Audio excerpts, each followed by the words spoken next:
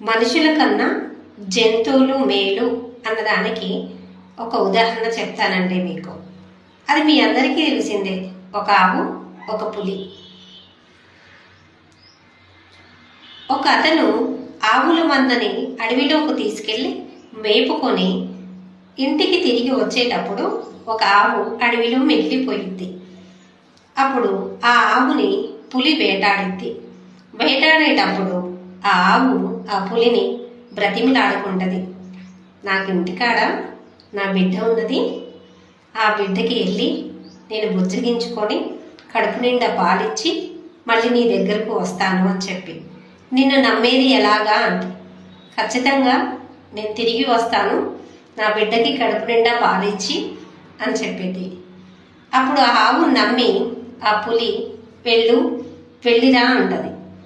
అప్పుడు ఆ ఆవు వెళ్ళి బిడ్డకి కడుపు నిండా పాలిచ్చి బుజ్జగించి మళ్ళీ ఆ పులి దగ్గరకు, ఇగో నీ ఆహారం, నన్ను తినేసి నీ కోరిక తీర్చుకోమని వచ్చింది.